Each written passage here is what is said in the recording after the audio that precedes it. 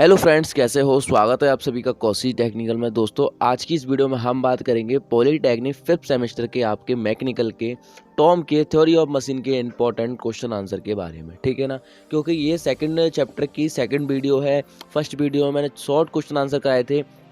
इस वीडियो में मैं कुछ लॉन्ग क्वेश्चन आंसर कराऊंगा जो कि 5 नंबर के पेपर में आते हैं। तो ध्यान से देखिएगा, कोई भी टॉपिक आपका मिस ना हो जाए। सभी वीडियोस की जो है प्लेलिस्ट भी बन रही है स्पेशली नेम से, या फिर आपके जो है नंबर डले हुए हैं, जैसे चैप्टर 2 का पार्ट फर्स्ट, चैप्टर 2 का पार्ट सेकंड, ये चैप्टर 2 का पार्ट सेकंड है और फर्स्ट चैप्टर के पार्ट जो है, ठीक है। और पेपर टाइम को आपको जो है क्वेश्चन पेपर या सॉल्व पेपर भी आपको जो है दिए जाएंगे, कराए जाएंगे आपसे। तो जब तक के लिए चैनल को सब्सक्राइब कर लेना। तो चलिए मैं आपको दिखा देता हूँ कुछ इंपॉर्टेंट क्वेश्चन आंसर। ये दोस्तों लॉन्ग क्वेश्चन आंसर इंपॉर्टेंट होते हैं और ये जो है संक्षिप्त, टिप्पणी, व्याख्या और प्रकाश डाली इस तरीके से आएंगे, ठीक है ना। तो चलिए मैं आपको दिखा देता हूँ इंपॉर्टेंट लॉन्ग क्वेश्चन आंसर। तो यहाँ पर आप देख पा रहे हैं ये लॉन्ग क्वेश्चन तरीके से आता है। ये या 5 नंबर में आएगा या फिर ये 4 नंबर में आएगा। हो सकता है कभी कभार, क्योंकि पेपर ज़्यादा आता है तो 3 नंबर में भी आ सकता है, ठीक है ना। तो चलिए मैं आपको दिखा देता हूँ पहला इंपॉर्टेंट। तो दोस्तों यहाँ पर आप देख पा रहे हैं शुद्ध गति की विश्लेषण एवं संश्लेषण से आप क्या समझते हैं। ये जो अथवा वाले होते हैं, तथा वाले होते हैं या अंतर वाले होते हैं, वो डायरेक्ट 5 नंबर में आते हैं। ये कभी 3 या 2 नंबर में नहीं आते हैं, ठीक है ना। या फिर संक्षिप्त में समझाइए तो 3 नंबर में आ सकता है। तो दोस्तों यहाँ पर एक देख पाएंगे, विश्लेषण के अंतर्गत किसी विद्यमान या माने गए यंत्र विन्यास अथवा मशीन की गति संबंध, गुणों को तथा लक्षणों के मुख्य अंगों को विस्थापन, वेग या त्वरण के जांच की जाती है, परंतु संश्लेषण में। अच्छा, यहाँ पर आप देख पा रहे हैं किस में होती है ये जो है विश्लेषण में होती है। किसकी जांच होती है? अंगों के विस्थापन, वेग और त्वरण की जांच होती है, ठीक है ना, जांच होती है। यहाँ पर ये विश्लेषण वाला पार्ट खत्म। अब आता है परंतु संश्लेषण। संश्लेषण में क्या होता है? संश्लेषण अथवा संकलन ये 2 तरह से आता है। इसका अर्थ है विश्लेषण के विपरीत क्रियाओं के, मीन्स इसका विपरीत होता है, ठीक है। संश्लेषण संकलन के अंतर्गत कुछ पूर्व निर्धारित गुणों एवं लक्षणों को धारण करने वाले यंत्र विन्यास की रचना की जाती है। अर्थात संश्लेषण संकलन एक डिजाइन अभिकल्पन संबंधित प्रक्रिया है, ठीक है ना। अच्छा, विश्लेषण में क्या होता है? मुख्य अंगों के विस्थापन, वेग और त्वरण का जांच की जाती है। और यहाँ आप देख पा रहे होंगे संश्लेषण में आपको संकलन भी कहते हैं, डिजाइन या अभिकल्पन की संबंधित प्रक्रिया है, ठीक है ना। अच्छा, नेक्स्ट क्वेश्चन आपको देखेंगे। दोस्तों कुछ समझ में ना आए जो कमेंट कर दिया करो, मैं आपको स्पेशल तरीके से समझा दिया करूँगा, ठीक है ना। नेक्स्ट यहाँ पर क्वेश्चन नंबर 2 है। यहाँ पर आप देख पा रहे होंगे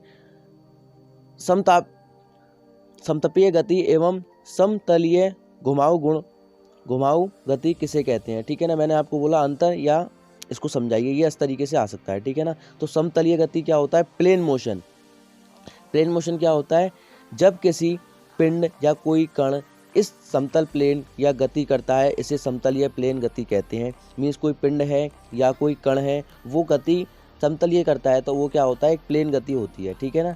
अच्छा, यहाँ पर आप देख पा रहे हैं ये गति निम्न 2 प्रकार की होती है, सरल रेखीय गति और यहाँ पर ये क्या होती है? सरल रेखीय गति और वक्रीय गति, ठीक है ना। ये 2 प्रकार की होती। अच्छा, यहाँ पर आप देख पाए सरल रेखीय गति ट्रांसलेटरी गति भी कहते हैं। इनका अंतर ध्यान रखिएगा दोस्तों। क्या होता है कि वो बोलते हैं ट्रांसलेटरी गति किसे कहते हैं, तो आप तो भूल जाओगे, कुछ याद नहीं रहेगा आपको। तो इसका सरल रेखीय गति को ट्रांसलेटरी गति कहते हैं, ठीक है ना, ध्यान रखिएगा। अच्छा, भी कहते हैं ये गति एक सीधी रेखा में होती है, ठीक है ना। और वक्रीय का अर्थ है किसी वक्र में गति करता है, ठीक है ना। जब वक्रीय गति किसी समतलीय वक्रीय गति कहते हैं, ठीक है। ये आपको नाम से ही इनका अंदाजा लग रहा होगा। सरल रेखी में सरल में रेखा में करता है, वक्रीय में वक्रीय में करता है। अच्छा, नेक्स्ट देखते हैं हम समतलीय घुमाऊ गुण, क्योंकि इसने पूछा है समतलीय घुमाऊ गुण भी पूछा है, घुमाऊ गति पूछा है, सॉरी, ठीक है ना। तो प्लेन से मोशन जब किसी वक्रीय गति या वक्र किसी वक्र की परिधि पर होता है तो उसे वक्रीय और घुमाऊ गति कहलाती है, ठीक है ना। जब किसी पिंड में किसी स्थिर त्रिज्याओं वाले समकेंद्रीय गुणों को मान पे एक घुमाऊ अक्ष के परे चलते हैं तो घुमाऊ अक्ष गति समतल लंबवत होती है। यह गति पिंड के समतलीय घुमाऊ गति कहलाती है, ठीक है ना। तो ये 2 इंपॉर्टेंट क्वेश्चन है आंसर। चलिए नेक्स्ट की ओर चलते हैं हम। ठीक दोस्तों, अब यहाँ पर देखते हैं यंत्र वलीय का संश्लेषण कीजिए। ये दोस्तों 2016 में आया, 2018 में आया। मीन्स इंपॉर्टेंट प्रश्न डाल देना इस पर फ्री ये कहते हो सर इंपॉर्टेंट प्रश्न नहीं बताया, तो इंपॉर्टेंट प्रश्न डाल लेना इस पर। तो चलिए मैं आपको दिखाता हूँ यंत्र विन्यास का शुद्ध गति संश्लेषण, ठीक है ना। तो क्या होता है यंत्र विन्यास का शुद्ध गति संश्लेषण? किसी निर्धारित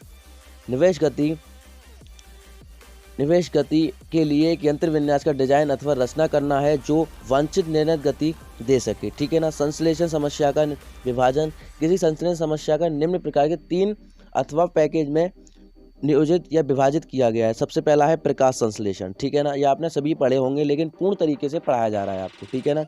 इसके अंतर्गत यंत्र विन्यास की रचना संबंधित इकाइयों अथवा कड़ियों के प्रकार जैसे लिंक, कैम, गियर, चैन, पट्टा आदि का निर्धारित होता है, ठीक है ना। ये इंपॉर्टेंट है, डाल देना है, इसमें पहले ही बता रहा हूँ मैं आपको।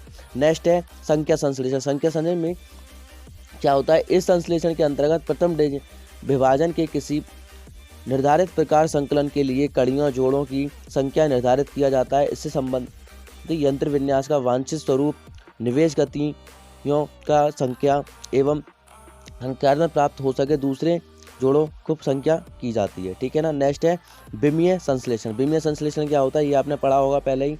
इस संश्लेषण के अंतर्गत यंत्र विन्यास के अंगों अथवा कड़ियों के विभाजन और लंबाइयों का कोण जैसे क्रैंक बल, लीवर की दिशाओं, विभाजन के कोण आदि निर्धारित किए जाते हैं और वांछित लक्षणों वाली गति अथवा परिवर्तन गति प्राप्त होती है, ठीक है ना। इसमें क्या होती है? वांछित लक्षणों वाली गति या फिर परिवर्तन